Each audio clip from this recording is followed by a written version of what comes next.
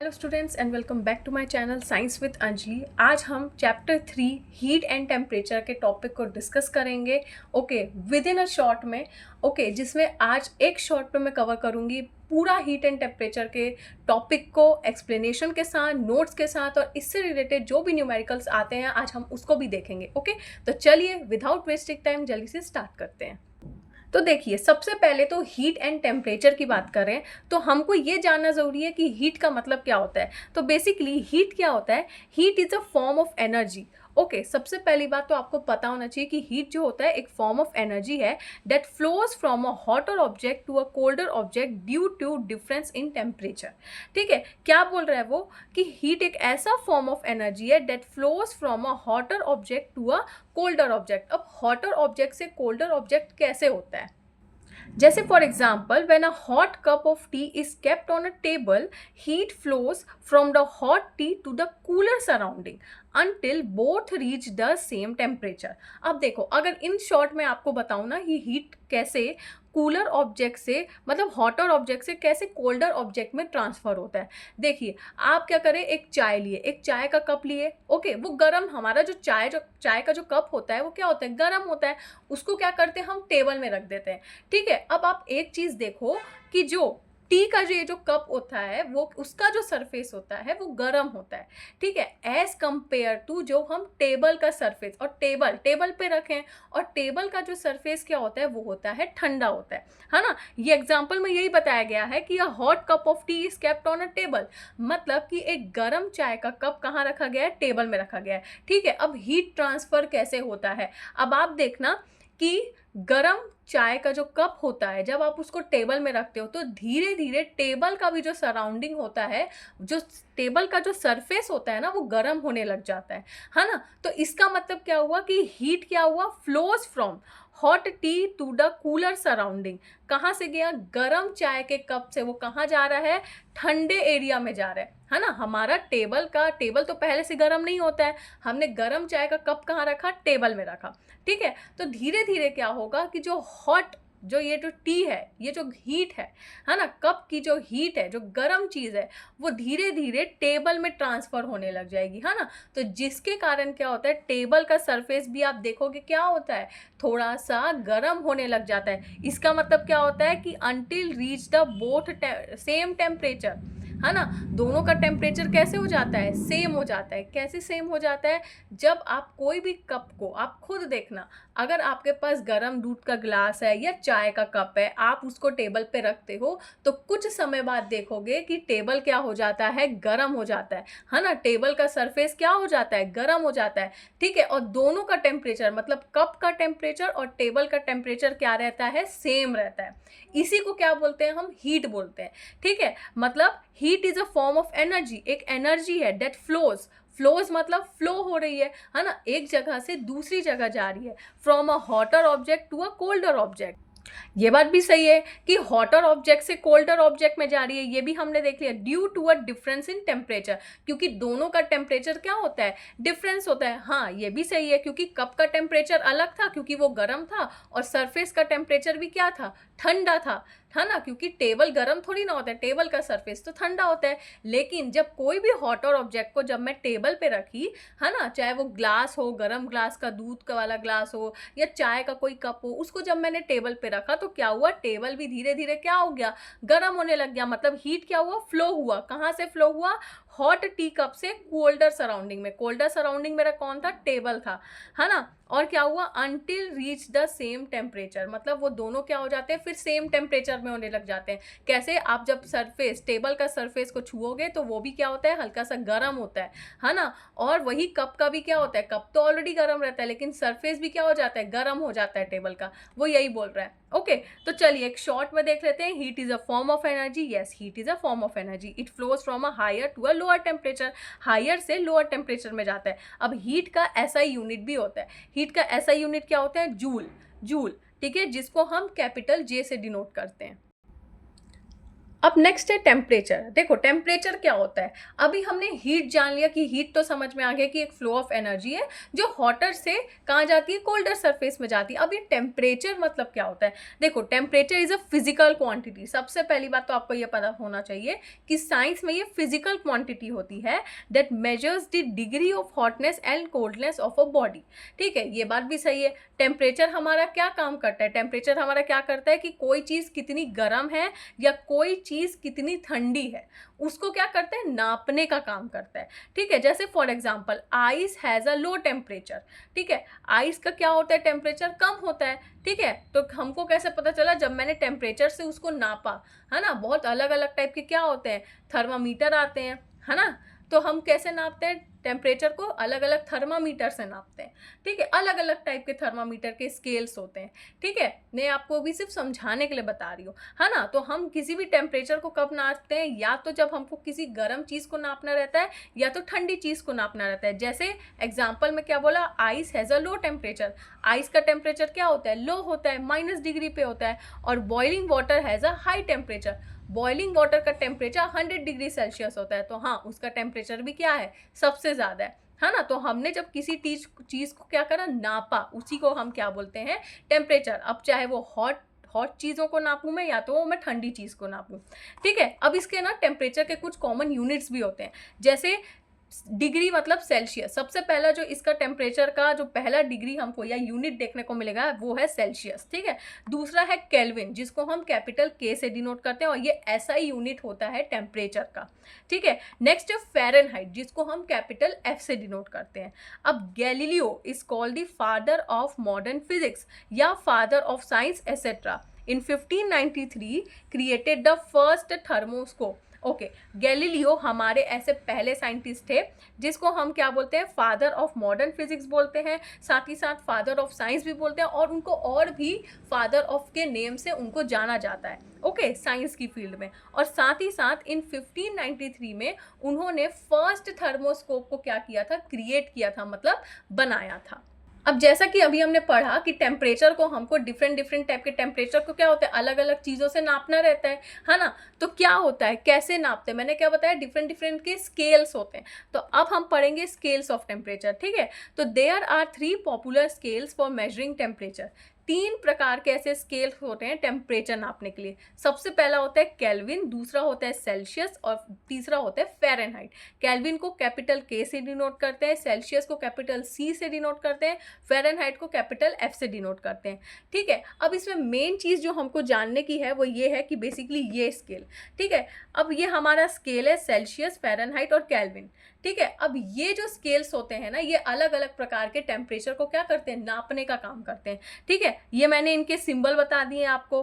ठीक है, अब हम देखेंगे फ्रीजिंग पॉइंट और बॉइलिंग पॉइंट, क्योंकि टेम्परेचर में हमने क्या देखा कि टेम्परेचर का काम होता है या तो गर्म चीज़ को नापना या तो ठंडी चीज़ को नापना। मतलब ठंडी चीज़ मतलब उसका फ्रीजिंग पॉइंट नापेंगे, गर्म चीज़ मतलब उसका बॉइलिंग पॉइंट नापेंगे। ठीक है, तो देखो सेल्सियस का स्केल क्या होता है, वो ये बताता है कि जब फ्रीजिंग पॉइंट में अगर हम बात करते हैं तो इसका जो टेम्परेचर होता है वो 0 डिग्री सेल्सियस में होता है, क्योंकि हम सेल्सियस की स्केल को देख रहे हैं। ठीक है, और वही अगर हम बॉइलिंग पॉइंट की बात करते हैं तो यहाँ पे हम 100 डिग्री सेल्सियस लेते हैं। ये जनरल कॉमन स्केल होता है, ठीक है, जिसको हम कॉमनली यूज़ करते हैं अपने डेली लाइफ में। ठीक है, अगर मैं वही फ़ारेनहाइट की बात करती हूँ तो फ़ारेनहाइट का फ्रीजिंग पॉइंट टेम्परेचर क्या होता है, 32 डिग्री फ़ारेनहाइट होता है। एंड बॉइलिंग पॉइंट की अगर बात करते हैं तो 212 पॉइंट क्या होता है, फ़ारेनहाइट होता है। उसी तरीके से तीसरे स्केल की बात करते हैं वो है केल्विन। तो केल्विन का फ्रीजिंग पॉइंट कितना होता है, 273 केल्विन। एंड बॉइलिंग पॉइंट कितना होता है, 373 केल्विन। ये स्केल आपको पता होनी चाहिए, क्योंकि ये स्केल्स जो होती है वो आपके न्यूमेरिकल सॉल्व करने में सबसे ज़्यादा काम आती है। इसीलिए फॉर बेटर अंडरस्टैंडिंग मैंने इसको एक प्रॉपर टेबुलर फॉर्म में बना के दिया, ताकि आप इजीली समझ जाएं कि कौन सा स्केल कौन से freezing point and boiling point पे क्या वर्क करता है। ओके, अब एक और चीज़ जो आपको जाननी ज़रूरी है, हमने ये देख लिया कि सेल्सियस है, फ़ारेनहाइट है, केल्विन है, ये सब क्या है, डिफरेंट स्केल्स ऑफ टेम्परेचर है। लेकिन इनको किसी ने नाप बताया तो होगा ना, किसी ने तो डिस्कवरी करी होगी इन स्केल्स की, क्योंकि अभी हमने देखा कि गैलीलियो को बोला जाता है father of modern physics, father of science, तो ये एक साइंटिस्ट है। तो वैसे ही इन स्केल्स के भी कौन है, इन साइंटिस्ट होते हैं। जैसे सेल्सियस, सेल्सियस की स्केल की डिस्कवरी किसने करी थी? एंड्रिस सेल्सियस ने करी थी। एंड इनके सरनेम से क्या बोलना चाहिए, इनका स्केल का नाम पड़ा है। ओके, नेक्स्ट है फ़ारेनहाइट। फ़ारेनहाइट किसने डिस्कवरी किया था? डैनियल फ़ारेनहाइट ने डिस्कवरी करी थी। एंड केल्विन स्केल की डिस्कवरी किसने करी थी? लॉर्ड केल्विन ने करी थी। ओके, तो बेसिकली आपके लिए सबसे ज़्यादा इम्पॉर्टेंट ये टेबल है। इस टेबल से ही आप न्यूमेरिकल सबसे पहले सॉल्व करना सीखेंगे। चलिए, अब हमने अभी देख लिया फ्रीजिंग पॉइंट क्या होता है, बॉइलिंग पॉइंट क्या होता है, अलग अलग स्केल्स के हमने क्या कर लिए, उसके स्केलिंग कर ली। ठीक है, हमने देख लिया कि 0 डिग्री सेल्सियस कितना होता है, 273 केल्विन पे कितना पॉइंट क्या होता है। अभी हमने तो ये स्केल्स का देख लिया। लेकिन सबसे पहली बात, अगर आपको कुछ नहीं समझ में आया तो सबसे पहले हमको ये जानना ज़रूरी है कि मेल्टिंग पॉइंट और बॉइलिंग पॉइंट या फ्रीजिंग पॉइंट ये सब क्या होता है। ठीक है, तो देखो सबसे पहली बात तो मेल्टिंग पॉइंट क्या होता है। Melting point is the temperature, ये एक ऐसा टेम्परेचर है eight which a solid changes the into liquid at a normal pressure. ठीक है, अब देखो इसको मैं आपको एक नॉर्मल लैंग्वेज में बताती हूँ। सॉलिड की बात हो रही है, क्या बोल रहा है, लिक्विड में चेंज होता है ना। तो यहाँ पे हमने लिया है आइस क्यूब। आइस क्यूब का मतलब क्या होता है, बर्फ। ठीक है, तो बर्फ क्या होता है, सॉलिड होता है, सॉलिड स्टेट में रहता है ना। क्योंकि वो कैसा रहता है, एक पत्थर के समान रहता है ना। क्या आप उसको तोड़ सकते हो? क्या नहीं तोड़ सकते हैं, है ना। वो तो पिघलता है, हम उसको अपने हाथों से तोड़ सकते हैं क्या? नहीं तोड़ सकते हैं, है ना। अगर आप उस पर प्रेशर लगाओगे, अगर आप उसको किसी चीज़ से तोड़ने की कोशिश करोगे आइस को, तब वो टूटता है। हम अपने हाथों से तोड़ सकते हैं कि आइस को नहीं तोड़ सकते। ठीक है, तो इसीलिए वो सॉलिड स्टेट पे आता है आइस क्यूब। ठीक है, बर्फ़ जो होती है, आइस क्यूब जो होती है, वो सॉलिड स्टेट पे आती है। अब मेल्टिंग पॉइंट क्या बोल रहा है कि ऐसी चीज़ जो सॉलिड से लिक्विड में कन्वर्ट हो जाती है उसको हम मेल्टिंग पॉइंट बोलते हैं। ये बात तो सही है कि आइस क्यूब धीरे धीरे क्या होता है, अगर आपने देखा होगा कि जब भी आप बर्फ को फ्रिज से बाहर निकालते हो तो क्या होता है, वो धीरे धीरे पिघलने लग जाता है ना, लिक्विड फॉर्म में कन्वर्ट होने लग जाता है। ठीक है, तो क्या बोलते हैं उसको, जब आइस क्यूब वाटर में धीरे धीरे क्या होता है, कन्वर्ट होने लग जाता है।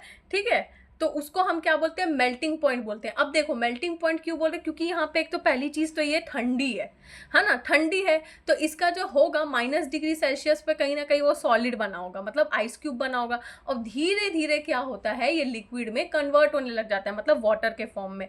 ठीक है, अब मैं उल्टा देखो, ये तो मेल्टिंग पॉइंट हो गया। अब फ्रीजिंग पॉइंट क्या होता है? फ्रीजिंग पॉइंट मतलब क्या होता है, किसी चीज़ को फ्रीज करना, जमाना, है ना, वो जम जाता है। तो जब हम वाटर को, ठीक है, फ्रीजर में डाले, ठीक है, तो पानी क्या होता है, धीरे धीरे आइस क्यूब में कन्वर्ट होने लग जाता है ना, बर्फ बन जाता है। तो इसी को हम क्या बोलते हैं, फ्रीजिंग पॉइंट बोलते हैं। जो चीज़ सॉलिड से लिक्विड में होती है उसको हम मेल्टिंग पॉइंट बोलते हैं। एंड जो चीज़ लिक्विड से सॉलिड में जाती है, लिक्विड से सॉलिड में जा रही है, उसको क्या बोलते हैं, फ्रीजिंग पॉइंट बोलते हैं। क्यों? क्योंकि कोई भी मेरी लिक्विड चीज़ है, मतलब मेरा वाटर है, वो क्या हो रहा है, सॉलिड में कन्वर्ट हो जा रहा है ना, ऑटोमेटिक। और क्या हो रहा है, आइस क्यूब बन गया, मेरा पानी जो है आइस क्यूब बन गया, उसको हम क्या बोलते हैं, फ्रीजिंग पॉइंट बोलते हैं। ठीक है, अब इसी के साथ साथ इसी के आगे एक और है, एब्सोल्यूट जीरो टेम्परेचर। अब देखो एब्सोल्यूट जीरो टेम्परेचर का मतलब क्या होता है, the lowest possible temperature at which the motion of particle become minimum. ठीक है, अब देखो एक ऐसा, ज़्यादा इसमें आपको दिमाग लगाने की कोई ज़रूरत नहीं है। ठीक है, एक ऐसा लोएस्ट पॉसिबल टेम्परेचर हमको लेना होता है। लोएस्ट पॉसिबल, लोएस्ट मतलब सबसे कम से कम, है ना, सबसे कम से कम की वैल्यू लेंगे। ठीक है, eight which the motion of particle become minimum. मैंने क्या बोला, मिनिमम मतलब भी कम ही होता है। हम सबसे लोएस्ट टेम्परेचर की वैल्यू लेंगे। अब देखो आपको मैं इसको समझाने का सबसे ईजी तरीका बताती हूँ। देखो यहाँ पे मैंने वैल्यू ऑफ एब्सोल्यूट जीरो लिखा हुआ है। क्या लिखा है, 0 केल्विन लिखा हुआ है। ठीक है, 273.15 डिग्री सेल्सियस लिखा है, -459.67 पॉइंट फ़ारेनहाइट। ये सब मैंने क्या लिखा हुआ है, एब्सोल्यूट वैल्यू की मैंने क्या लिखी है, वैल्यू लिखी हुई है। एब्सोल्यूट जीरो की मैंने वैल्यू लिखी हुई है। अब इसमें एक चीज़ देखो, मैं क्या बोल रही हूँ, मेरे को लोएस्ट पॉसिबल टेम्परेचर, सबसे कम टेम्परेचर लिखना है। ये चीज़ आपको याद करनी पड़ेगी। ठीक है, बेसिकली। ठीक है, तो देखो मैं यहाँ पे 0 केल्विन ली। ठीक है, 0 केल्विन क्यों लिया, क्योंकि केल्विन के वैल्यू 0 सबसे ज़्यादा मिनिमम होती है। ठीक है, अब हमको लेना है सेल्सियस में, है ना। सेल्सियस में क्या होता है कि सोचो, मैं यहाँ पे कितना ले रही हूँ, -273.15 सेल्सियस। अब आप ये सोच लो कि ये कितना ज़्यादा माइनस डिग्री पे, मतलब कितना ज़्यादा ठंडा होगा, है ना, कितना ठंडा होगा। उसी तरीके से फ़ारेनहाइट की बात करते हैं तो -459.67 फ़ारेनहाइट। तो सोचो ये जो वैल्यूज़ है सबसे ज़्यादा लोएस्ट टेम्परेचर वैल्यू है, और ये चीज़ आपको याद करनी पड़ेगी, ठीक है, क्योंकि ये डेफिनेशन और ये वैल्यू सबसे ज़्यादा इंपॉर्टेंट रहती है। ओके, चलिए नेक्स्ट है बॉइलिंग पॉइंट। ठीक है, बॉइलिंग पॉइंट क्या होता है, लिक्विड चेंजेस इनटू वेपर। देखो सबसे बेस्ट इसका एग्जांपल बताती हूँ। आप क्या बोलते हैं, गैस के ऊपर ना पानी रखना, ठीक है, कोई भी पतीले में भर के आपने पानी रखा, ठीक है, तो आप एक चीज देखते हो ना कि पानी आपने मान लो आपने आधा गंजी पानी भरा, ठीक है, अब धीरे धीरे जब मैं उसको क्या करती हूँ, हीट नीचे से डालती हूँ, मतलब मैंने गैस ऑन कर दिया तो मतलब मैं हीट प्रोवाइड कर रही हूँ, ठीक है, तो जो मेरा जो लिक्विड होता है वो धीरे धीरे वेपर के फॉर्म में क्या होता है, उड़ने लग जाता है ना। धीरे धीरे क्या होता है, आप देखे होगे कि जो मैंने गंजी में पानी भरा, ठीक है, आधे गंजी में मैंने पानी भरा, अगर मैं उसको नीचे से हीट प्रोवाइड कर रही हूँ, मतलब मैंने नीचे से उसको गैस ऑन किया, मैंने उसको एनर्जी देना स्टार्ट करी, मतलब मैंने उसको हीट देना स्टार्ट किया, ठीक है, तो मेरा पानी धीरे धीरे क्या होता है, कम होने लग जाता है।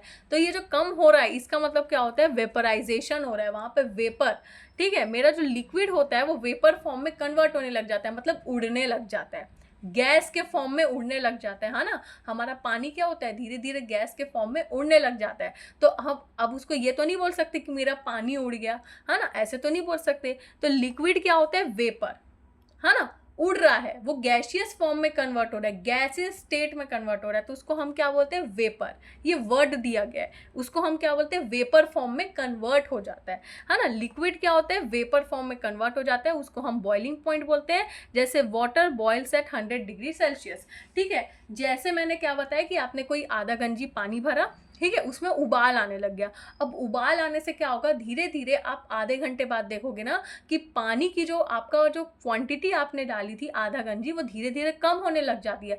कम क्यों हो रही है, क्योंकि मेरा पानी तो उड़ जा रहा है, उड़ जा रहा है, मतलब वेपर प्रोसेस हो रहा है वहां पे। वेपर, मेरा लिक्विड जो क्या हो रहा है, वेपर में कन्वर्ट हो जा रहा है। वहां पे आप ये नहीं बोलोगे कि वो उड़ जा रहा है, वहां पे क्या हो रहा है, पानी जो है वो वेपर फॉर्म में उड़ जा रहा है, वेपर फॉर्म में।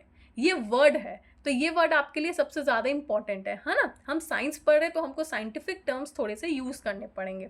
ओके, अब नेक्स्ट हम देखते हैं, जैसे कि मैंने आपको बताया कि अभी हमने बहुत सारे टेम्परेचर देखे, केल्विन का देखा, सेल्सियस का देखा, फ़ारेनहाइट का देखा, ठीक है। तो टेम्परेचर कन्वर्जन फॉर्मूला सबसे ज़्यादा इम्पॉर्टेंट, एग्ज़ाम बेस्ड, सबसे ज़्यादा क्वेश्चन यहीं से आते हैं। अगर कन्वर्जन आता है टेम्परेचर का तो आपको ये फॉर्मूला, आप कहीं भी कोई भी फॉर्मूला में लगा लो, डायरेक्ट लगाइए, डायरेक्ट आंसर आएगा, ठीक है। देखो अगर मुझे सेल्सियस को फ़ारेनहाइट में कन्वर्ट करना है तो यहाँ पे फ़ारेनहाइट लिखोगे 9/5, ये सब जो वैल्यूज़ है ना, ये जो वैल्यूज़ है और ये फॉर्मूला एकदम फिक्स्ड है, आपको एकदम याद रहना चाहिए, इन्हीं से क्वेश्चन बनता है, ठीक है। अभी हम भाई आगे जब न्यूमेरिकल सॉल्व करेंगे तो आपको समझ में आएगा कि किस तरह से क्वेश्चन आता है, लेकिन क्वेश्चन ये सबसे ज़्यादा इंपॉर्टेंट है, यहीं से क्वेश्चन सबसे ज़्यादा डायरेक्ट आता है। मैंने आपको डायरेक्ट फॉर्मूला दिया हुआ है, ठीक है। तो फ़ारेनहाइट के लिए 9/5 अपॉन सेल्सियस, यहाँ पे जो मैंने सेल्सियस लिखा हुआ है ना, इस पर अपन को सेल्सियस की वैल्यू पुट करनी रहती है, जो गिवन रहती है, क्वेश्चन में गिवन रहेगी, प्लस उसको 32 करेंगे। वैसे ही अगर फ़ारेनहाइट टू सेल्सियस की मेरे को इसका कन्वर्जन करना रहेगा तो सेल्सियस को मैं 5/9 से फ़ारेनहाइट, अब यहाँ पे फ़ारेनहाइट लिखा है मतलब मैं फ़ारेनहाइट की क्या करूँगी, वैल्यू डालूंगी यहाँ पे जो कि गिवन रहेगी, -32 कर दूंगी तो मेरा आंसर आ जाएगा। उसी तरीके से अगर सेल्सियस का कन्वर्जन मेरे को केल्विन में करना रहेगा तो मैं यहाँ पे Kelvin is equal to Celsius plus 273, यहाँ पे सेल्सियस है मतलब यहाँ पे मैं सेल्सियस की वैल्यू डालूंगी। उसी तरीके से केल्विन को अगर मुझे सेल्सियस में कन्वर्ट करना रहेगा तो यहाँ पे Celsius is equal to Kelvin -273, मतलब यहाँ पे मैं सेल्सियस और यहाँ पे मैं केल्विन की वैल्यू को क्या करूँगी, पुट करूँगी जो क्वेश्चन में गिवन रहेगी, ठीक है। ये फॉर्मूला सबसे ज़्यादा इंपॉर्टेंट है, इसी से डायरेक्ट क्वेश्चन बनता है और ये डायरेक्ट आपको फॉर्मूला लगाना होता है। इसके अलावा कोई एक्स्ट्रा आप फॉर्मूला मत लगाइए, पूरा कन्फ्यूजन होगा, कन्फ्यूजिंग क्रिएट करोगे और जिससे आपका आंसर गलत होगा, ठीक है। चलिए इससे रिलेटेड सबसे पहले तो न्यूमेरिकल बना लेते हैं ताकि आपको और इजी वे में समझ में आए कि किस तरह से क्वेश्चन डायरेक्ट आते हैं। चलिए अब ये कन्वर्जन से रिलेटेड सबसे पहला क्वेश्चन देख लेते हैं। Convert 25 degree Celsius into Fahrenheit दिया गया है, ठीक है। तो मुझे फ़ारेनहाइट का फॉर्मूला पता है ना। अभी हमने देखा F is equal to 9/5 C plus 32। तो 9/5 ये दिया है। सेल्सियस की वैल्यू कितनी यहाँ पे दी गई है, 25 डिग्री सेल्सियस दी गई है, ठीक है। इनटू करेंगे क्योंकि ब्रैकेट में है, याद रखना, ठीक है। तो 25 प्लस 32, तो 45 प्लस 32, ये मेरा आंसर आ गया 77 पॉइंट फ़ारेनहाइट। कुछ नहीं किया मैंने, मेरे को फ़ारेनहाइट का, मेरे को क्या करना था, सेल्सियस को फ़ारेनहाइट में कन्वर्ट करना है, और सेल्सियस की वैल्यू मेरी दी गई है। मुझे फ़ारेनहाइट का फॉर्मूला पता है, 9/5 सेल्सियस प्लस 32। सेल्सियस की वैल्यू मेरी दी गई है, वहाँ पे बस मैंने क्या कर दिया, सेल्सियस की वैल्यू पुट कर ली और मेरा आंसर आ गया, ठीक है। चलिए उसी तरीके से नेक्स्ट क्वेश्चन देख लेते हैं। Convert 68 degree Fahrenheit into Celsius की बात हो रही है, ठीक है। तो यहाँ पे फ़ारेनहाइट को सेल्सियस में मुझे कन्वर्ट करना है ना। तो सेल्सियस की वैल्यू मुझे पता है, सेल्सियस का मुझे फॉर्मूला पता है, 5/9 अपॉन फ़ारेनहाइट माइनस 32। फ़ारेनहाइट मेरा गिवन है 68 डिग्री फ़ारेनहाइट, ठीक है। तो 5/9 इंटू 68 माइनस 32, ये देखो ये दोनों क्योंकि ब्रैकेट में, यहाँ पे सिर्फ सेल्सियस ब्रैकेट में, कंफ्यूजन नहीं होना, ठीक है। और यहाँ पे फ़ारेनहाइट के साथ माइनस क्या हुआ है, 32 हुआ है, और दोनों एक ही ब्रैकेट में है। तो दोनों को सबसे पहले माइनस करोगे, उसके बाद इंटू करोगे, ठीक है। तो यहाँ पे मेरा सेल्सियस की वैल्यू आ गई 20 डिग्री सेल्सियस, ठीक है। उसी तरीके से कन्वर्ट 250 केल्विन इंटू फ़ारेनहाइट। अब यहाँ पे केल्विन को फ़ारेनहाइट में कन्वर्ट करना है, ठीक है। तो हमको नहीं पता कि केल्विन को फ़ारेनहाइट में कन्वर्ट करना है, क्यों। यहाँ पे कहीं आपको फॉर्मूला में दिख रहा है क्या कि केल्विन को हमने फ़ारेनहाइट में कन्वर्ट किया है, क्या केल्विन को हमने सेल्सियस में किया है, सेल्सियस टू केल्विन किया है, लेकिन केल्विन को फ़ारेनहाइट में किया है क्या, नहीं किया है। तो इसको हम कैसे सॉल्व करें, देखो क्या बोल रहा है, कन्वर्ट 250 केल्विन इंटू फ़ारेनहाइट की बात कर रहा है, ठीक है। तो सबसे पहली बात तो आपको उसको सेल्सियस, ठीक है, सेल्सियस का कितना होता है 250, है ना। 250 माइनस 273 आपको सबसे पहले करना पड़ेगा। अब ये 250 कहाँ से आया, देखो अगर आपको कभी भी 250 दिया है, ठीक है, सॉरी 250 हमारा केल्विन दिया गया है ना, ये तो यहाँ से आ गया क्योंकि गिवन है। अब ये 273 से मैंने कैसे माइनस किया, क्योंकि केल्विन को फ़ारेनहाइट में कन्वर्ट करना है, ध्यान से सुनना। 250 केल्विन मेरा गिवन है, ये दिया हुआ है ना, और उसको फ़ारेनहाइट में कन्वर्ट करना है। तो अभी फ़ारेनहाइट को तो आप बिल्कुल ऐसे छुपा लो, स्किप कर लो, ठीक है। 250 को मैंने 273 से क्या किया, माइनस किया। अब ये 273 कहाँ से आया, क्योंकि केल्विन का फ्रीजिंग पॉइंट कितना होता है, 273 केल्विन। इसीलिए मैंने आपको बोला कि ये वैल्यूज़ आपको याद करना सबसे ज़्यादा ज़रूरी है, ठीक है। ये यहाँ से आया, इस टेबल से आया, ठीक है। तो मैंने 250 को 273 से क्या किया, माइनस कर दिया। 250 केल्विन को मैंने 273 के जीरो फ्रीजिंग पॉइंट के केल्विन से माइनस किया है ना। अभी समझ में आ गया कि ये कहाँ से आ गया। तो कितना आया मेरा, -23 डिग्री सेल्सियस आ गया, ठीक है। अब मेरे को केल्विन को फ़ारेनहाइट में कन्वर्ट करना है, ठीक है, और मेरे पास सेल्सियस की वैल्यू आ गई, ठीक है। तो मेरे को फ़ारेनहाइट निकालना है, तो हमको फ़ारेनहाइट का फॉर्मूला पता है, 9/5 किया, सेल्सियस प्लस 32 किया, सेल्सियस मेरा -23 डिग्री सेल्सियस आ चुका है। तो मैंने क्या किया, उसकी वैल्यू पुट कर ली, ठीक है, जिससे कि मेरे फ़ारेनहाइट की क्या हो गई, वैल्यू आ गई। क्योंकि मुझे 250 केल्विन को फ़ारेनहाइट में कन्वर्ट करना है, मतलब मुझे फ़ारेनहाइट की वैल्यू चाहिए है, तो जो कि मेरा आ गया -9.4 फ़ारेनहाइट, ठीक है। इस टाइप के क्वेश्चन आते हैं, ठीक है, कुछ डायरेक्ट आते हैं और कुछ इस टाइप के आते हैं, तो बिल्कुल कंफ्यूज नहीं होना, ओके। चलिए अब नेक्स्ट हम टॉपिक देखेंगे, वो है हीट ट्रांसफर, ठीक है। हीट ट्रांसफर क्या मतलब क्या होता है, देखो वर्ड से समझ में आ रहा है, हीट ट्रांसफर मतलब हीट कहीं तो ट्रांसफर हो रही है, मतलब कहीं तो जा रही है ना, सिंपल सी बात है। अब कहाँ जा रही है वो डेफिनेशन में देखते हैं। Transfer of heat is the movement of heat energy, सही बात है, मूवमेंट ऑफ हीट एनर्जी, ये तो मैंने बोला, ट्रांसफर हो रही है मतलब कहीं तो जा रही है, कहीं जा रही है मतलब मूवमेंट हो रहा है ना। Movement of heat energy from a hotter body to a colder body.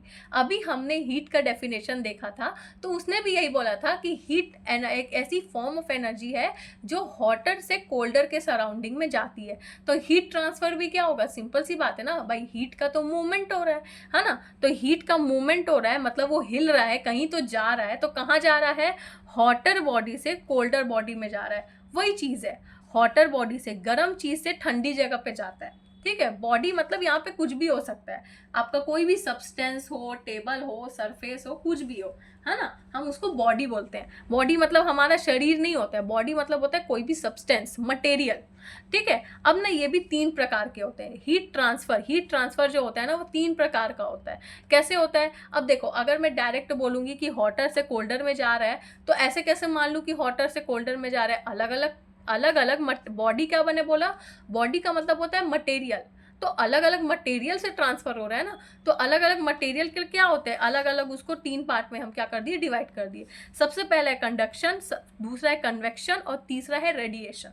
ठीक है, तो सबसे पहले समझ लेते हैं कि इसका मतलब क्या होता है, उसके बाद इसको और अच्छे से समझते हैं थोड़ा। देखो, कंडक्शन का क्या मतलब होता है कि direct contact between particles. Direct contact between particles का क्या मतलब होता है, ये देखो, जैसे ये मेरा पेन है, इसको मैं डायरेक्ट पकड़ रही हूँ, ये देखो डायरेक्ट पकड़ा मैंने, क्या मैंने इसको किसी चिमटे से पकड़ा क्या, या मैंने इसको किसी चीज से पकड़ा क्या, नहीं पकड़ा, ये यहाँ पे रखा हुआ है, मान लो ये मेरे कॉपी के ऊपर मेरा पेन रखा है और इसको मैंने डायरेक्ट पकड़ लिया, तो इसको क्या बोलते हैं, direct contact between the particles. ठीक है, अकर इन सॉलिड, ये देखो ये सॉलिड है ना, ये लिक्विड है क्या, नहीं, ये गैस है क्या, नहीं है, ये एकदम सॉलिड है, ये देखो सॉलिड है ना, ये सॉलिड है। And no movement of substance take place, हाँ, इसमें क्या कोई मूवमेंट होता है क्या, ये देखो, इसको जब मैं अपने हाथों से निकाल रही हूँ, इस पेन के ढक्कन को जब मैं अपने हाथ से निकाल रही हूँ तभी मूवमेंट हो रहा है, वरना अगर मैं इसको यहाँ पे ऐसे रखी हूँ तो क्या इसका ढक्कन अपने आप से निकल जा रहा है क्या, नहीं निकल रहा है। इसी को बोला जाता है कंडक्शन, मतलब यहाँ पे डायरेक्ट कॉन्टैक्ट हम करते हैं पार्टिकल से, ये मेरा हाथ है, मैंने इसको डायरेक्ट कॉन्टैक्ट किया। ठीक है, अकर्स इन अ सॉलिड, ये सॉलिड है। ठीक है, और no movement substance take place, इसमें कोई मूवमेंट नहीं होता है। ठीक है, एक जगह रखा है तो रखा ही रहेगा। ओके, अब नेक्स्ट है कन्वेक्शन। कन्वेक्शन का मतलब क्या होता है, heat is transferred by actual movement of liquid और गैस पार्टिकल। यहाँ पे हीट ना ट्रांसफर होती है, हिलती है, अब वो जाना स्टार्ट करती है, कहाँ जाती है, कहीं तो जाती है ना, वो यहाँ से यहाँ भी जा सकती है। मान लो जैसे ये हीट है मेरा, ठीक है, यहाँ पे मैंने हीट प्रोवाइड करी, तो इसके जो ये मान लो ये जो वर्ड्स है ना वो यहाँ जाएंगे, कुछ नीचे आएंगे, कुछ इधर जाएंगे, कुछ उधर जाएंगे, ऐसे होने लग जाते, इधर उधर मूवमेंट होने लग जाएगा। ठीक है, अकर्स इन लिक्विड और गैस, सॉलिड स्टेट पे तो कुछ मूवमेंट नहीं हो रहा है, तो लिक्विड और गैस स्टेट पे ही मूवमेंट होगा, है ना। लिक्विड चीज क्या होती है, तैरती है, इधर उधर जाती है, उसके पार्टिकल्स क्या होते हैं, इधर उधर मूव करते हैं। ठीक है, गैसीय स्टेट में क्या होता है, पार्टिकल्स मूव कर रहे होते हैं, उड़ रहे होते हैं, है ना। सबसे ज्यादा लाइट होता है गैस, तो गैस तो हर जगह है, तो कैसा होता है, मूव कर रहा होता है उसके पार्टिकल्स। ठीक है, उसको हम कन्वेक्शन में डालते हैं। अब रेडिएशन की बात हो रही है, देखो रेडिएशन मतलब कुछ तो दे रहा है ना, कुछ तो दे रहा है, क्या दे रहा है, heat is transfer without any material medium, heat कहीं तो जा रही है, ट्रांसफर हो रही है, मैंने क्या बोला, रेडिएशन मतलब कहीं तो जा रही है ना। अकर्स थ्रू अ वैक्यूम, ये वैक्यूम में होता है। अब चलो ये तीनों को मैं थोड़ा सा बहुत अच्छे से समझाती हूँ आपको। ये देखो आपकी बुक में ये वाला डायग्राम दिया होगा, ठीक है, इसको थोड़ा सा मैंने इजी तरीके से बनाया है। देखो सबसे पहली बात तो मैं आपको समझा देती हूँ डायग्राम है क्या। ये मेरा गैस है, यहाँ से मैं हीट डाल रही हूँ, है ना, ये गैस से जो गैस निकल रही है वो ये है, ये मेरा कंटेनर है, ठीक है, और कंटेनर में पानी रखा हुआ है, ठीक है, और ये कंटेनर का हैंडल है ना, क्योंकि भाई ऐसे गंजी को रखते हैं तो गंजी पकड़ने वाली गंजी भी तो आती है ना, उसका भी तो हैंडल लगा रहता है ना, तो किससे बना रहता है, वो वुड का बना रहता है। ठीक है, तो ये पकड़ने वाला मेरा हैंडल हो गया। ठीक है, ये आपको समझ में आ गया। अब देखो सबसे पहला हमने क्या पढ़ा, कंडक्शन। कंडक्शन क्या बोल रहा है, direct contact between the particles. Conduction क्या बोल रहा है, डायरेक्ट कॉन्टैक्ट बिटवीन दी, मतलब डायरेक्ट कॉन्टैक्ट हो रहा है ना। इसको क्या करती हूँ मैं, अगर आप कोई भी गंजी होती है और गंजी का अगर हैंडल होता है तो उसको आप पकड़ते हो, है ना, तो उसको क्या हम बोलते हैं, कंडक्शन। अगर आपके घर में गंजी है और गंजी का अगर हैंडल है तो वो हैंडल वुड से बना रहता है ना, ब्राउन कलर का होता है, आप उसको पकड़ो, आप क्या कर रहे हो, कंडक्शन का प्रोसेस कर रहे हो। ठीक है, यहाँ पे कंडक्शन हो रहा है। ठीक है, इसकी हीट इस पे जाती है।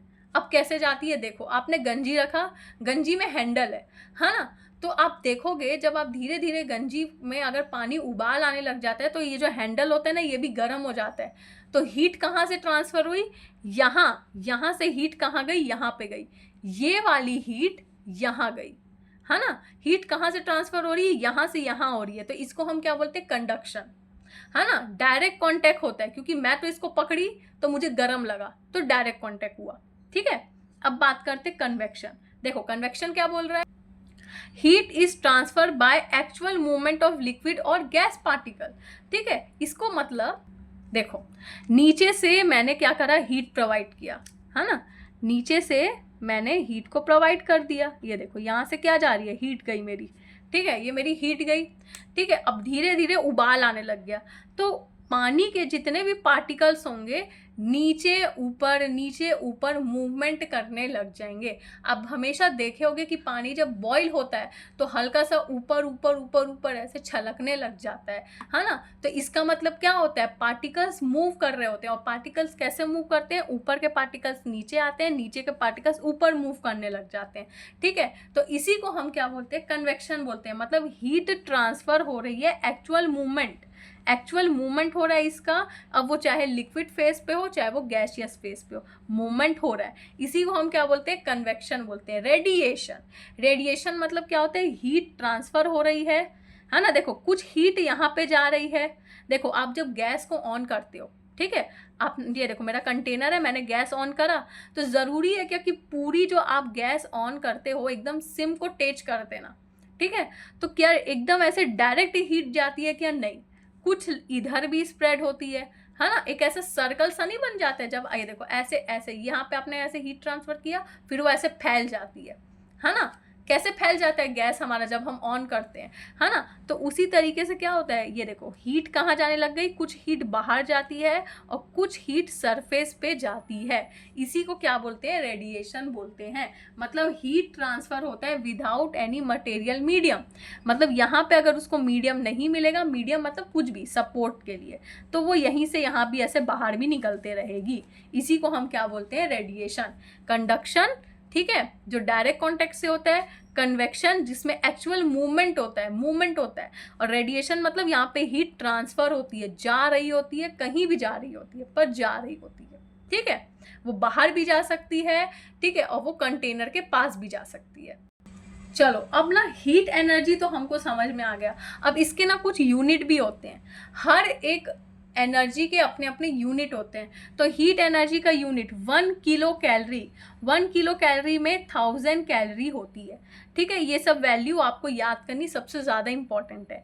1 calorie is equal to 4.18 joule और 1 kilo calorie is equal to 4.18 into 1000 joule. ठीक है, ये वैल्यू सबसे ज़्यादा आपको याद रहनी चाहिए। ठीक है, ये रैंडम भी पूछा जाता है, एमसीक्यू बेस में भी पूछ सकता है या 1 मार्क्स के क्वेश्चन में भी पूछ सकता है। ऐसा भी हो सकता है कि 2 मार्क्स में कोई न्यूमेरिकल दे दे या कोई डेफिनेशन दे दे और साथ में आपको यूनिट भी बताना पड़े। ठीक है, इसलिए आपको ये यूनिट याद रखना जरूरी है। चलिए आगे बढ़ते हैं, वो है कंडक्शन। ठीक है, अब देखो हीट एनर्जी की बात हो रही है तो और भी इसके डिफरेंट टाइप के क्या होते हैं, हीट एनर्जी के ट्रांसफर होने के प्रोसेस होते हैं, जिसमें से सबसे पहला होता है कंडक्शन। हम आज पूरा प्रॉपर कंडक्शन पढ़ेंगे। कंडक्शन का क्या मतलब होता है, हीट ट्रांसफर थ्रू कंडक्शन। ठीक है, इज कॉल्ड हीट कंडक्टिविटी। ठीक है, हीट ट्रांसफर हो रहा है ना, हीट कहीं तो जा रही है, कहाँ जा रही है, थ्रू कंडक्शन, कंडक्शन से होकर जा रही है ना, कंडक्शन से होकर जा रही है। अभी कंडक्शन क्या होता है अभी आपको और अच्छे से समझ में आएगा, अभी डेफिनेशन पे ध्यान दो।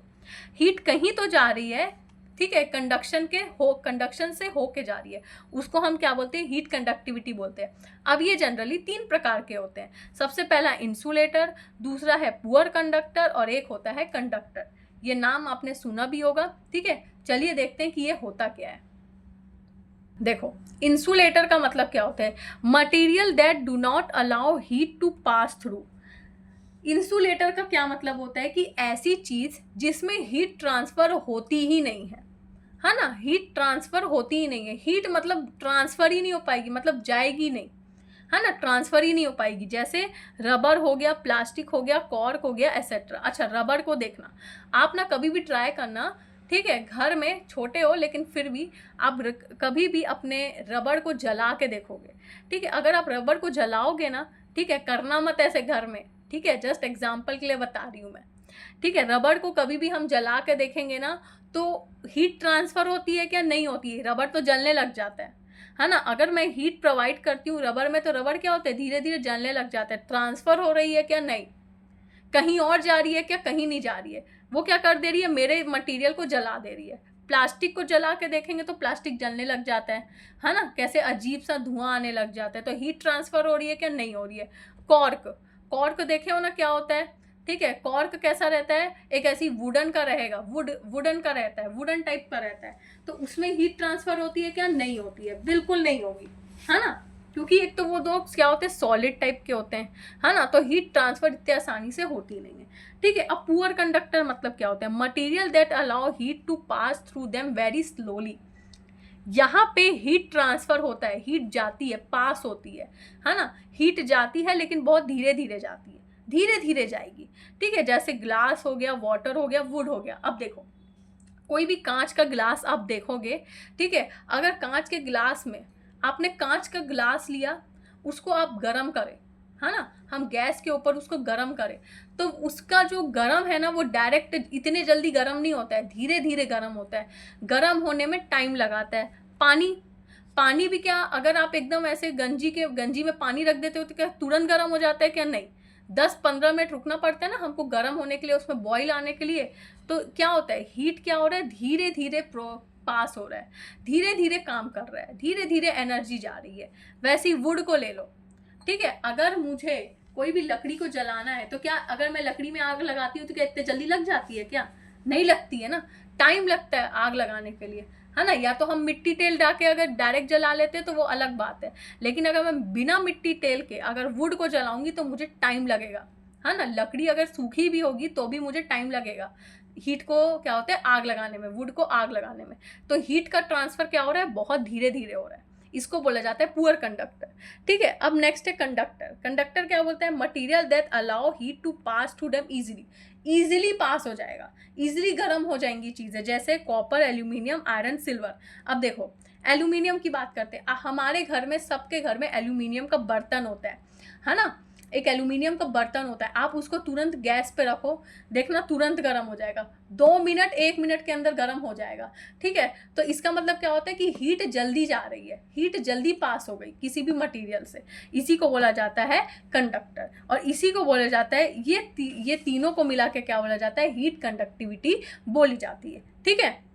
क्योंकि हम क्या पढ़ रहे हैं, हीट एनर्जी पढ़ रहे हैं, हीट ट्रांसफर पढ़ रहे हैं, तो हर में हीट ट्रांसफर हो रहा है। इंसुलेटर में हीट ट्रांसफर नहीं हो रहा है, लेकिन पुअर कंडक्टर और कंडक्टर में हीट ट्रांसफर हो रहा है, इसमें धीरे से हो रहा है लेकिन इसमें जल्दी हो जा रहा है, ठीक है। चलो नेक्स्ट हम पढ़ते हैं इफेक्ट ऑफ हीट। अब इफेक्ट ऑफ हीट क्या होते हैं?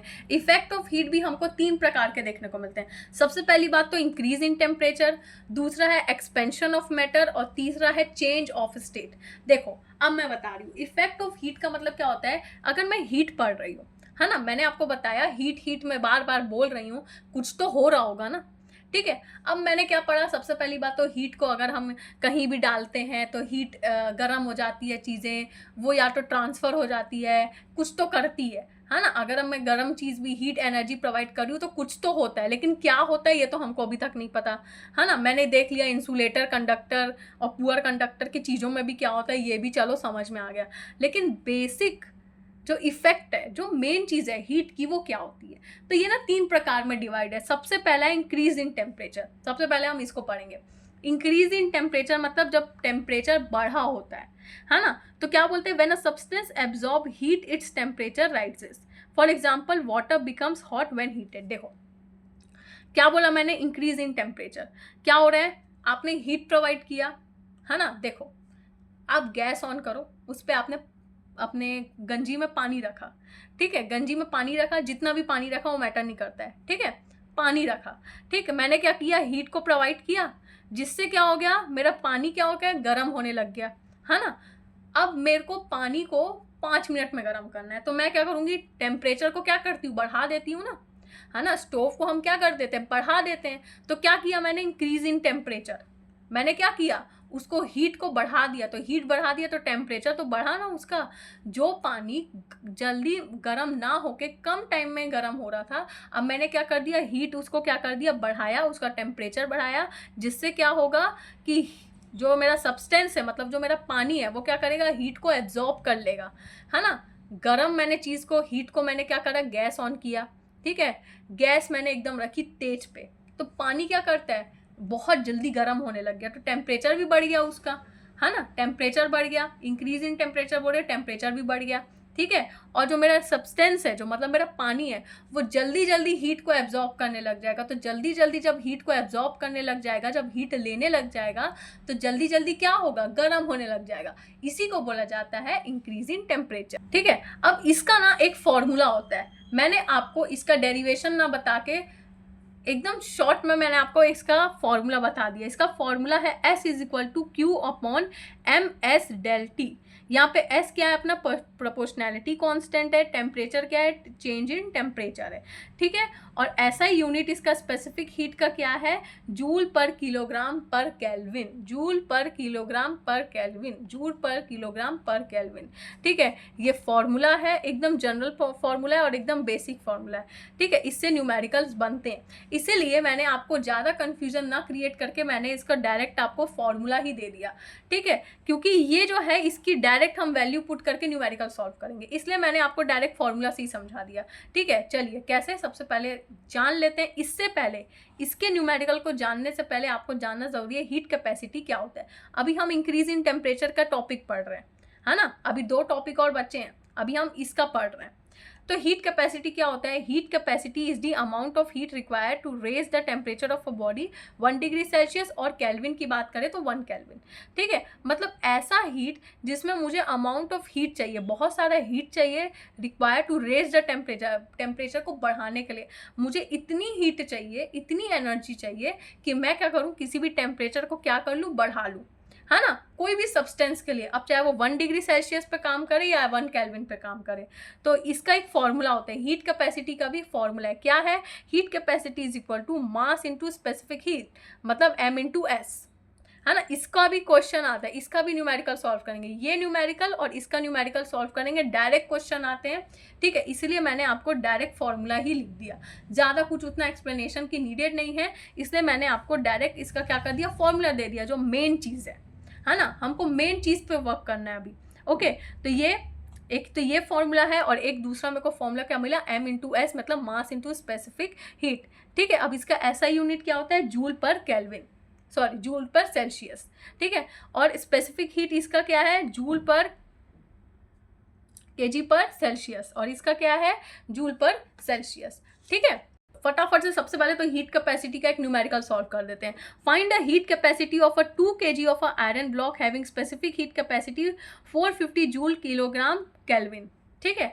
चलो हमको क्या निकालना है, हीट कैपेसिटी निकालना है, फाइंड द हीट कैपेसिटी बोला है। तो चलो हीट कैपेसिटी का फॉर्मूला अभी मैंने देख लिया, मास इंटू स्पेसिफिक हीट, मतलब मास इंटू एस। चलो मास मेरा कितना दिया हुआ है, 2 kg दिया हुआ है ना, ये तो समझ में आ रहा है। 2 kg मेरा क्या दिया है, मास दिया हुआ है, और क्या दिया हुआ है, एस। स्पेसिफिक हीट कैपेसिटी कितना दिया है, 450, ठीक है। तो चलो कुछ नहीं करना है, m की वैल्यू दी गई है, s की वैल्यू दी गई है, यही मेरा फॉर्मूला है, वैल्यू पुट कर दो, और इनटू कितना है, 900 जूल पर केल्विन। क्यों, क्योंकि यहाँ पे केल्विन दिया है, अगर यहाँ पे सेल्सियस होता तो यहाँ पे सेल्सियस आता, अगर यहाँ पे केल्विन है तो यहाँ पे केल्विन आएगा।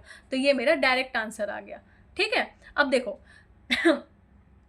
स्टैंडर्ड स्पेसिफिक हीट कैपेसिटी निकालने के लिए ये कुछ वैल्यूज हैं, ठीक है, जो आपको ना फॉर्मूला में पुट करनी होती है। कौन से फॉर्मूला में, ये वाले फॉर्मूला में, ठीक है। ये वाले फॉर्मूला में आपको उस वैल्यू को पुट करना रहता है।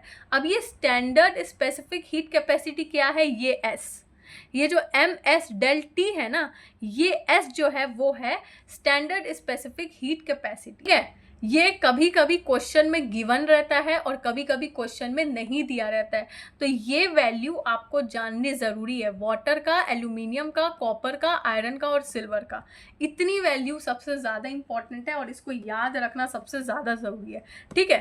तो चलिए मैं आपको बताती हूँ कि इससे रिलेटेड न्यूमेरिकल कैसे आता है। ये देखो क्या बोला है, find the heat required to raise the temperature of a 2 kg aluminium from 25 degree Celsius to 75 degree Celsius, ठीक है। तो देखो हमारा फॉर्मूला क्या है, सबसे पहली बात तो हमको पता है Q is equal to M S del T, है ना, ये वाला फॉर्मूला हमको पता है, ठीक है। तो चलिए Q is equal to M S del T, तो M की वैल्यू कितनी दी गई है 2 kg, है ना। S की वैल्यू, अब देखो S की वैल्यू तो कहीं दी है, S की वैल्यू तो कहीं नहीं दी है, ये S की वैल्यू मैंने लिखी है। अब मुझे S की वैल्यू कहाँ से पता चली, एल्यूमिनियम, क्या दिया गया है, 2 kg aluminium from 25 degree Celsius to 75 degree Celsius, 2 temperature दिया गया है, याद रखना। मुझे m की वैल्यू दी गई है 2 kg, एल्यूमिनियम बोला गया है, एल्यूमिनियम मतलब मुझे यहाँ पे specific heat, standard specific heat capacity की वैल्यू लिखनी है। तो एल्यूमिनियम की वैल्यू कहाँ से आई, ये देखो एल्यूमिनियम की वैल्यू यहाँ से आई 900 जूल किलोग्राम पर केल्विन, है ना, यहाँ से वैल्यू आई। वैल्यू मेरे क्वेश्चन में नहीं दी गया था, लेकिन मुझे मेंशन कर दिया गया कि 2 किलोग्राम एल्यूमिनियम लिया गया है, तो मुझे पता होना चाहिए कि स्पेसिफिक हीट कैपेसिटी एल्यूमिनियम का कितना है, 900 जूल पर किलोग्राम पर केल्विन। तो यहाँ पे एल्यूमिनियम की वैल्यू मैंने रख दी 900 जूल पर किलोग्राम पर केल्विन। ठीक है, अब मेरा क्या है, temperature 25 degree to 75 degree Celsius दिया गया है, तो हमको क्या करना रहेगा, 75 को 25 से माइनस करना रहेगा, तो कितना आएगा, 50 डिग्री सेल्सियस। ठीक है, अब इस वैल्यू को आप ये वाले फॉर्मूला में पुट करोगे। ठीक है, डायरेक्ट फॉर्मूला है Q is equal to MS del T, m की वैल्यू 2 दी गई है, s की वैल्यू मेरे को पता है 900, डेल टी की वैल्यू कहाँ आ गई, 50 डिग्री सेल्सियस आ गई। 2 टेम्परेचर दिया था तो हम क्या करेंगे, माइनस कर देंगे।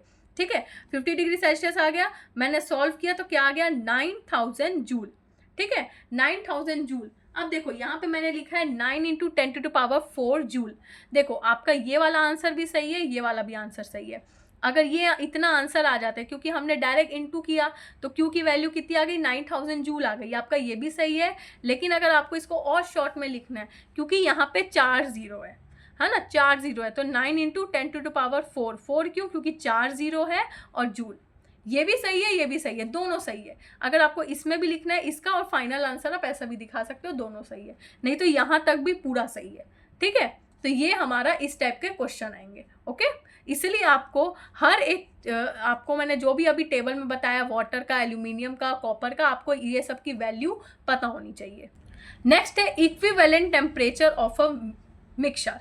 When two substances at different temperature are mixed, heat flows from the hotter substance to the colder substance until both reach the same temperature. देखो ये भी वही बोल रहा है। ठीक है, इक्विवेलेंट टेम्परेचर का मतलब क्या होता है कि डिफरेंट टेम्परेचर रहेगा। हाँ, डिफरेंट टेम्परेचर तो रहता है, कैसे रहता है, अब मैंने अब आप बोलोगे कैसे आया डिफरेंट टेम्परेचर, अरे क्यों नहीं आएगा भाई। देखो चाय का कप जो होता है उसका टेम्परेचर अलग होता है ना, गर्म रहता है, और टेबल गर्म रहता है क्या, पहले से नहीं रहता है ना, टेबल तो ठंडा रहता है, तो क्या होता है, डिफरेंट टेम्परेचर है ना, चाय का कप का टेम्परेचर अलग होगा और मेरे टेबल का टेम्परेचर भी अलग होगा, सिंपल सी बात है।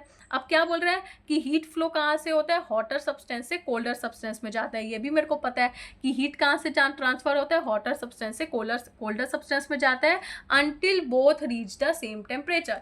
दोनों फिर क्या होते हैं, धीरे धीरे सेम टेम्परेचर पे आने लग जाते हैं। ठीक है, and this common temperature is called equivalent temperature, और इसी को बोला जाता है इक्विवेलेंट टेम्परेचर। अब इसका फॉर्मूला है, इसका फॉर्मूला क्या है, direct T is equal to M1T1 plus M2T2 upon M1 plus M2। ठीक है, जिसमें M1 M2 क्या है, मास ऑफ द सब्सटेंस है, T1 T2 क्या है, इनिशियल टेम्परेचर है, T क्या है, फाइनल टेम्परेचर है। ठीक है, ये फॉर्मूला कुछ नहीं, आप याद कर लो। अब इससे रिलेटेड न्यूमेरिकल कैसे आते हैं मैं डायरेक्ट आपको समझा देती हूँ। ये फॉर्मूला आपको डायरेक्ट याद करना है, डायरेक्ट इससे क्वेश्चन आते हैं। चलो सबसे पहला न्यूमेरिकल देखते हैं। 300 gram of water at 60 degree Celsius is mixed with 200 gram of water at 30 degree Celsius, find the equivalent temperature. तो इक्विवेलेंट टेम्परेचर निकालना है, तो सबसे पहली बात तो फॉर्मूला लिख लो, है ना। सबसे पहले कुछ नहीं लिखोगे, सबसे पहले फॉर्मूला लिखोगे। तो क्या है, T is equal to M1T1 plus M2T2 upon M1 M2। ठीक है, यहाँ पे आएगा हमारा T2। ठीक है, मिस्टेक हो गया है, M2 अपॉन T2। ठीक है, तो देखो सबसे पहली बात तो M1 की वैल्यू कितनी दी गई है, M1 मतलब पहली वैल्यू कितनी गई है, 300 ग्राम ऑफ वाटर, कितना है, 60 डिग्री सेल्सियस पे। तो ये मेरा M1 हो गया, ये मेरा T1 हो गया। तो M1 कितना हुआ 300, T1 हो गया 60 degree Celsius, is mixed with 200 gram of water at 30 degree Celsius. ये मेरा M2 हो गया और ये मेरा T2 हो गया। M2 भी मिल गया मेरे को, T2 भी मिल गया मेरे को। ठीक है, अब M1 और V1, M1 की वैल्यू भी पता है मुझे, M2 की वैल्यू भी पता है। M1 मेरा 300 है, ठीक है, और M2 मेरा क्या है 200 है। तो पूरी वैल्यू को मैंने क्या कर दिया, फॉर्मूला में पुट कर दिया, पूरी गिवन वैल्यू हमारी फॉर्मूला में दी गई है, सॉल्व किया तो मेरा आंसर आया T is equal to 48 degree Celsius. Degree लगाना नहीं बोलोगे, क्योंकि हम यहाँ पे क्या ले रहे हैं, हमारा T जो क्या है, फाइनल टेम्परेचर है, फाइनल टेम्परेचर निकालना है, इक्विवेलेंट टेम्परेचर निकालना है, मतलब फाइनल टेम्परेचर निकालना है। ठीक है, ये आ गया। तो ये तो थोड़ा ईजी था। चलो थोड़ा सा ट्रिकी में आते हैं। अब यहाँ पे हो जाता है थोड़ा सा ट्विस्ट। वहां पे आपने देखा कि डायरेक्ट हमने फॉर्मूला में वैल्यू पुट कर लिया, ठीक है। अब यहाँ पे थोड़ा सा आ जाता है ट्विस्ट। यहाँ पे क्या होता है, फॉर्मूला कुछ इस प्रकार से बन गया।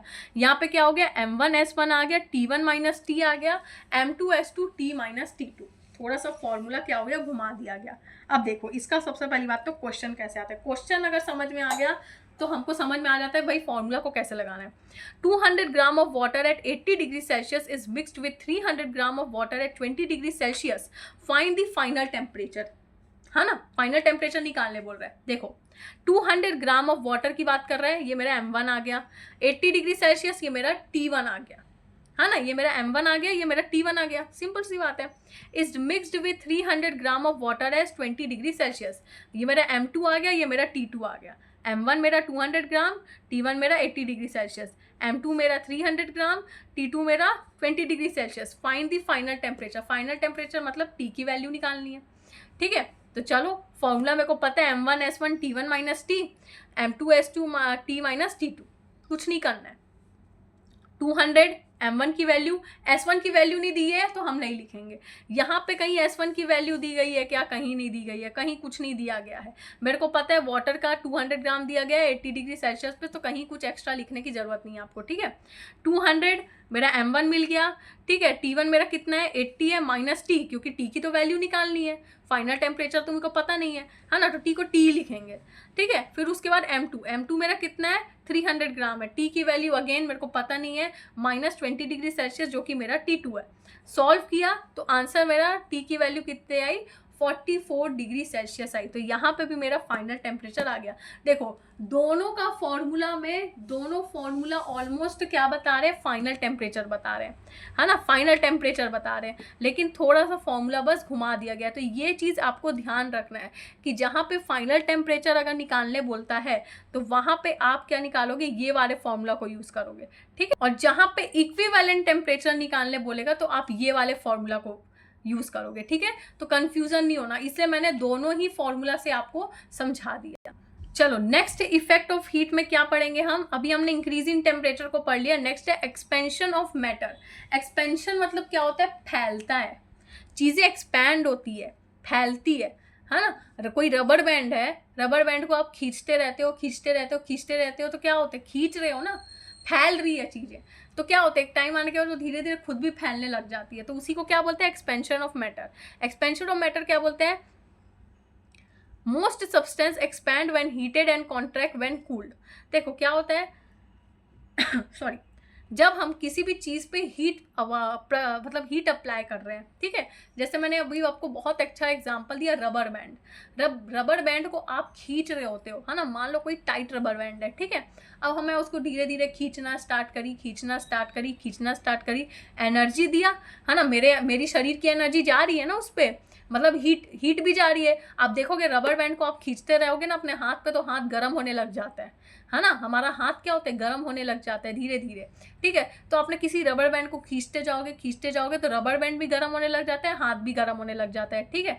तो क्या बोल रहा है, when heated and contact when cooled, ठीक है। तो क्या होता है, यहाँ पे हीट भी होता है और जब कॉन्टैक्ट में आता है तो ठंडा भी होने लग जाता है, ठीक है। Railway tracks are provided with gaps to allow expansion during hot weather. ये तो मैंने आपको रबर बैंड का एग्जांपल दिया। अब एक और एग्जांपल बोल रहा है, रेलवे ट्रैक्स होती है, उसमें क्या करते हैं, गर्मी के समय में उसमें ना गैप कर देते हैं, है ना। उसको थोड़ा सा ऐसे लोहे को तोड़ के उसके बीच में गैप कर देते हैं। गैप क्यों करते हैं, ताकि वो फैलता है। जितनी उसमें हीट प्रोवाइड करेंगे, जितनी रेलवे ट्रैक में हीट जाती है, उतना वो क्या होता है, एक्सपैंड होता है, फैलता है ना। ये क्या करते हैं, ये एक जनरल प्रोसेस है, ठीक है। अब इसके अंदर भी बहुत सारी चीजें आती हैं, तो चलिए सब उसको देख लेते हैं। अब देखो जनरली एक्सपेंशन ऑफ मैटर को ना थर्मल एक्सपेंशन भी बोलते हैं, ठीक है। अब ये ना 3 प्रकार का हो, एक होता है लीनियर एक्सपेंशन, दूसरा होता है सुपरफिशियल एक्सपेंशन, और तीसरा होता है वॉल्यूमेट्रिक या क्यूबिकल एक्सपेंशन, ठीक है। तो देखो लीनियर एक्सपेंशन क्या बोलते हैं, increase in the length of on heating. देखो कुछ नहीं है, एकदम ज़्यादा दिमाग आपको लगाने की ज़रूरत नहीं है। थर्मल एक्सपेंशन 3 प्रकार के होते हैं, एक होता है लीनियर, एक होता है सुपरफिशियल और एक होता है वॉल्यूमेट्रिक। ठीक है, अब मेरे को क्या देखना है, लीनियर एक्सपेंशन। लीनियर एक्सपेंशन क्या बोल रहा है, लेंथ को बढ़ाता है। मतलब जब आप किसी भी हीट को प्रोवाइड करते हो किसी भी सब्सटेंस में, तो वो उसका क्या करता है, लेंथ को बढ़ा देता है। ठीक है, अभी जैसे मैंने बोला रेलवे ट्रैक को क्या करते हैं, उसके बीच से क्या करते हैं, गैप कर देते हैं। तो जितनी उसमें क्या होता है, गर्मी के समय में क्या होता है, रेलवे ट्रैक के बीच में गैप कर देते हैं। गैप करने से क्या होता है, वो धीरे धीरे एक्सपैंड होने लग जाता है, मतलब फैलने लग जाता है। तो फैल रहा है मतलब लेंथ तो इंक्रीज हो रही है ना, बस ये यही बोल रहा है। तो इसकी वैल्यू क्या है, डेल एल, इसका एक फॉर्मूला भी है, del L is equal to alpha bracket में एल इंटू डेल टी। ठीक है, बस और कुछ नहीं है इसमें जानना। नेक्स्ट है सुपरफिशियल एक्सपेंशन। सुपरफिशियल एक्सपेंशन क्या होता है, increase in a surface area of a solid on a heating. अब यहाँ पे क्या होता है कि सॉलिड इंक्रीज होने लग जाता है, सरफेस एरिया सॉलिड का, कोई भी सॉलिड ले लो, उसका क्या होता है, सरफेस एरिया इंक्रीज होने लग जाता है, जिसका फॉर्मूला कितना क्या दिया हुआ है, del A is equal to beta A into del T. ठीक है, अब अगर वॉल्यूमेट्रिक और क्यूबिकल एक्सपेंशन की बात करते हैं, तो increase in a volume of a substance on heating. अब यहाँ पे क्या होता है, हीट प्रोवाइड करते हैं तो उसका वॉल्यूम इंक्रीज होने लग जाता है। ठीक है, जिसका फॉर्मूला क्या दिया गया है, del V is equal to gamma U plus del T. ठीक है, ये इसका फॉर्मूला है। आपको कुछ नहीं जानना है उसमें, सबसे ज़्यादा इंपॉर्टेंट क्या है आपका, कि आपको उसका मतलब पता होना चाहिए, बस और कुछ नहीं है उसमें। ठीक है, नेक्स्ट है हीट एक्सटेंशन इन लिक्विड। अभी वहाँ पे सॉलिड की बात चल रही थी, अब हम लिक्विड में देखेंगे। लिक्विड में क्या होता है, या तो उसको बोला जाता है थर्मल एक्सपेंशन ऑफ सॉलिड, उसको क्या बोला, थर्मल एक्सपेंशन ऑफ सॉलिड। अब हम पढ़ेंगे थर्मल एक्सपेंशन ऑफ लिक्विड। ठीक है, liquid do not have a fixed shape, ये बात तो सही है। पानी का कोई शेप होता है, आपने देखा है कभी पानी को, हम ग्लास में डालते तो वो ग्लास के शेप का हो जाता है, आप किसी डब्बे में डालोगे तो डब्बे का शेप का हो जाता है। तो उसका कोई फिक्स्ड शेप नहीं होता, ना उसका कोई फिक्स्ड वॉल्यूम होता है ना, ये तो बात तो सही है। ऑन हीटिंग, जब हम उसमें हीट प्रोवाइड करते हैं, particles of a liquid move fastest and spread father apart. तो लिक्विड के जो पार्टिकल्स होते हैं वो क्या होते हैं, इधर उधर घूमने लग जाते हैं, मूव करते हैं और बहुत तेजी से मूव करते हैं।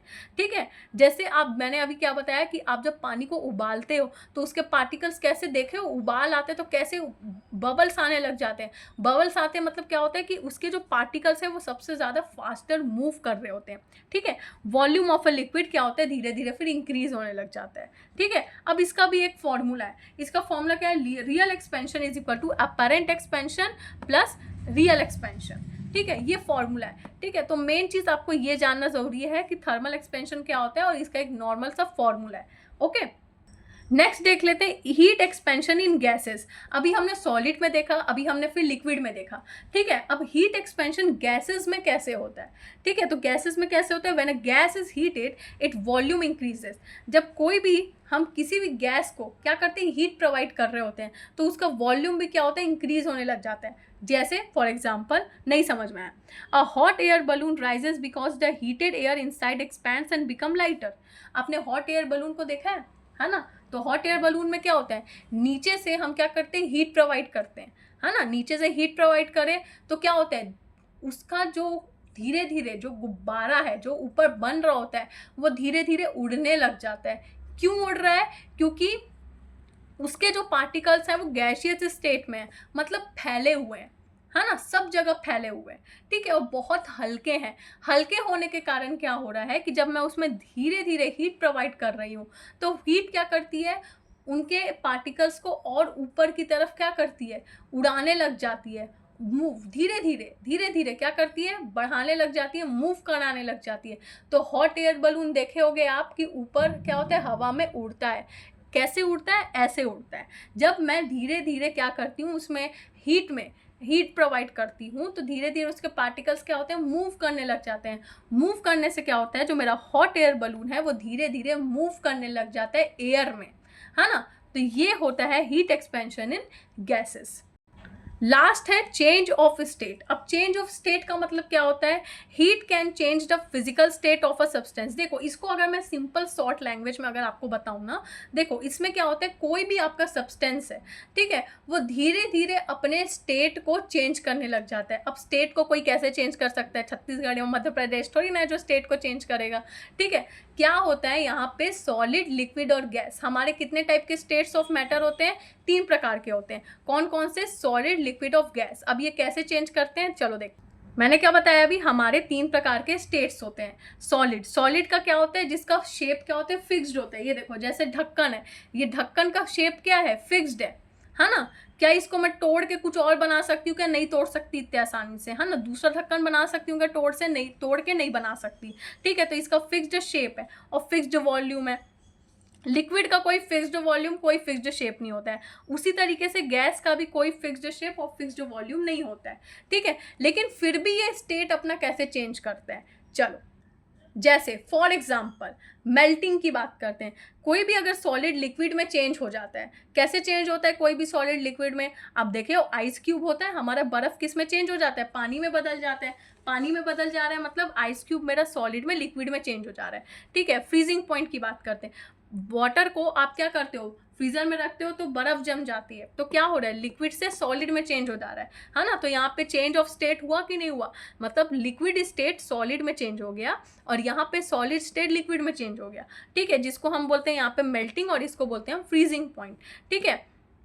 अब वेपराइजेशन या बोलो बॉइलिंग पॉइंट या इवापोरेशन, ये कैसे चेंज होता है, ये बोल रहा है लिक्विड से गैस में चेंज होता है। कैसे कोई चीज़ लिक्विड में गैस होती है भाई, पानी स्टीम में बदल जाता है ना। पानी स्टीम में कन्वर्ट होता है कि नहीं होता है, तो स्टीम क्या है, गैस है ना। तो इसको क्या बोलते हैं, वेपराइजेशन बोलते हैं, या तो इसको बॉइलिंग भी बोलेंगे या तो इवापोरेशन हो रहा है। इवापोरेशन क्यों हो रहा है, क्योंकि पानी मेरा स्टीम में कन्वर्ट हो रहा है, मतलब पानी मेरा उड़ रहा है, तो हम उसको क्या बोलते हैं, उड़ रहा है, तो ऐसे तो नहीं बोल सकते, उसको हम क्या बोलेंगे, या तो वेपराइजेशन प्रोसेस हो रहा है या तो इवापोरेशन प्रोसेस हो रहा है, ठीक है।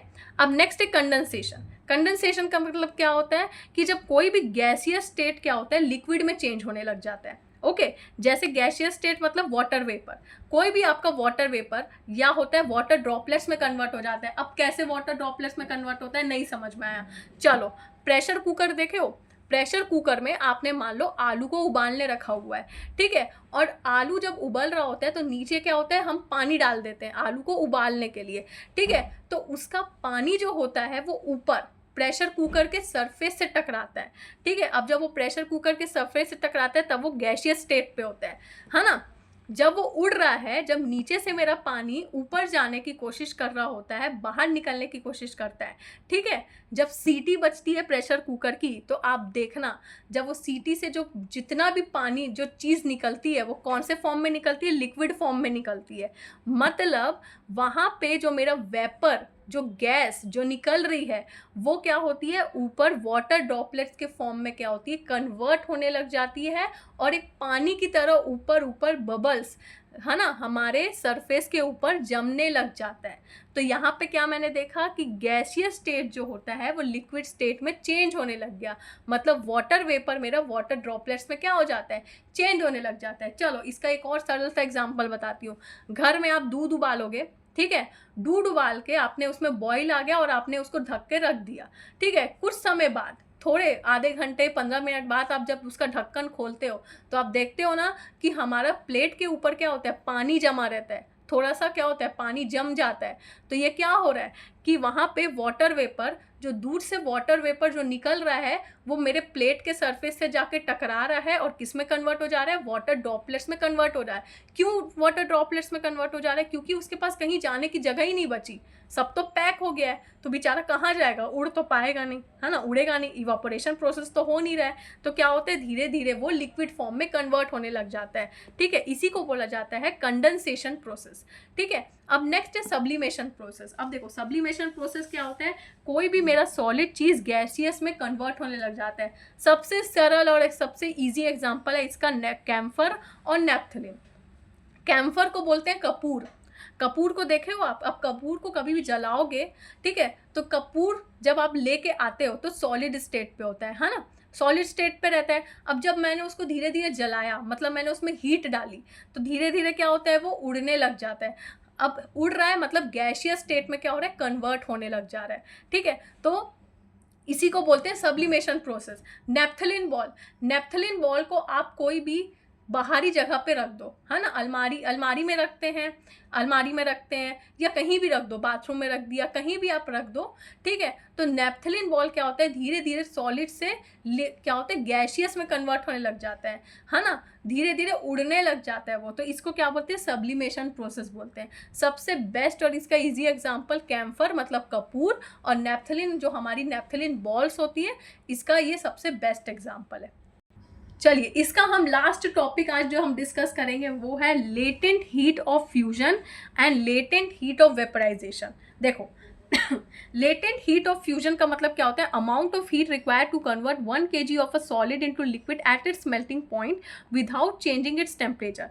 ठीक है, temperature remain constant during melting. अब देखो क्या बोल रहा है ये, लेटेंट हीट ऑफ फ्यूजन का मतलब क्या होता है, हमको इतनी हीट की रिक्वायरमेंट होती है वो कन्वर्ट कर दे, किसी भी चीज़ को बदल दे, किस में बदल देगा, 1 kg of a solid to liquid. Simple सी बात है, लेटेंट हीट ऑफ फ्यूजन क्या करता है, सॉलिड को लिक्विड में कन्वर्ट कर देता है। अब सॉलिड टू लिक्विड में कन्वर्ट कर रहा है मतलब मेल्टिंग पॉइंट में कन्वर्ट करेगा, ठीक है। और इसका जो मेल्टिंग पॉइंट का जो टेम्परेचर रहेगा वो क्या रहेगा, कांस्टेंट रहेगा। कांस्टेंट मतलब फिक्स्ड रहेगा, बदलेगा नहीं, ठीक है। अब उसी चीज को हम उल्टा करके देखते हैं, लेटेंट हीट ऑफ वेपराइजेशन।